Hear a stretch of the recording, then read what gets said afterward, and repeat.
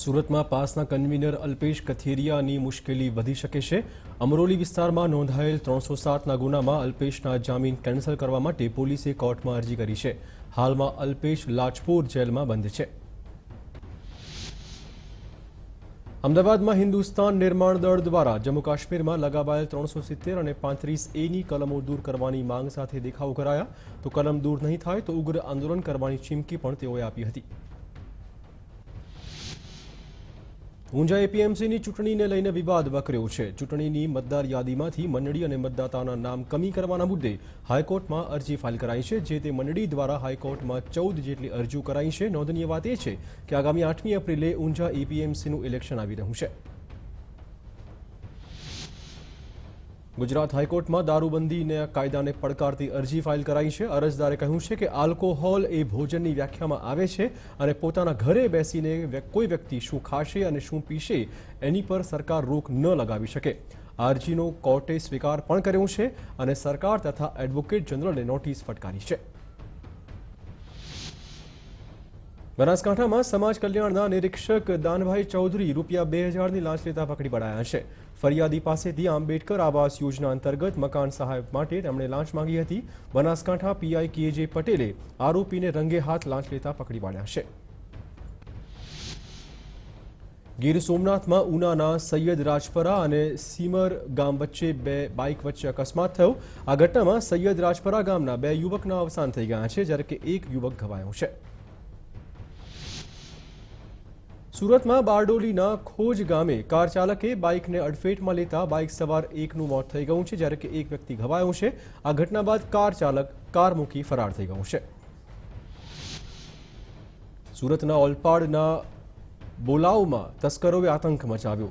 બોલાવ ગામે આવેલી સાંતાજી ફેક્ટરીમાં 3 જેટલા શખ્સોએ ચોરીનો પ્રયત્ન કર્યો જેની સમગ્ર ઘટના સીસીટીવી કેમેરામાં કેદ થઈ ગઈ છે।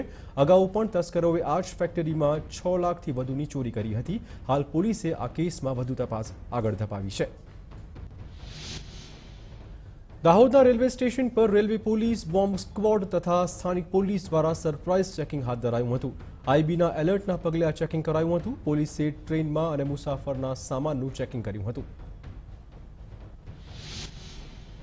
ભરૂચમાં વાલિયાના હીરાપોર ગામે શેરડી કાપવા ગયેલા મજૂરો પર દીપડાએ હુમલો કર્યો જે પૈકી 2 મજૂર ઘવાતા તેઓને સારવાર માટે ખસેડાયા છે।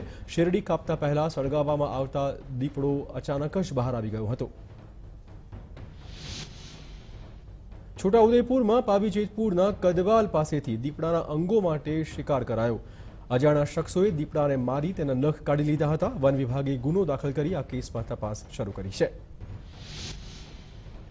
ગીર સોમનાથના કોડીનારના આલીદર ગામના શિક્ષકનું સ્વાઇન ફ્લૂના કારણે અવસાન થઈ ગયું। અમદાવાદમાં તેઓ સારવાર લઈ રહ્યા હતા। રાજકોટમાં પણ સ્વાઇનનું કેર યથાવત છે। સ્વાઇન ફ્લૂથી વધુ 2 દર્દીના અવસાન થયા છે। ઉપલેટાના કોલકી ગામના એક પુરુષ અને જેતપુરના જેતલસરની મહિલાનું સારવાર દરમિયાન અવસાન થઈ ગયું છે તો સ્વાઇન ફ્લૂથી અત્યાર સુધીમાં 50 દર્દીના મોત થઈ ગયા છે।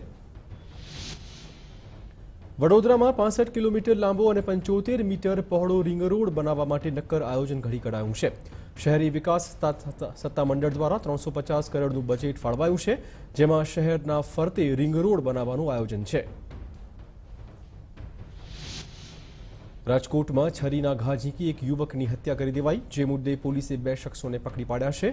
પોપટપરા વિસ્તારમાં જિલ્લા જેલ નજીક અજાણ્યા શખ્સોએ હત્યાનો બદલો વાળવા માટે એક યુવકને મારી નાખ્યો છે।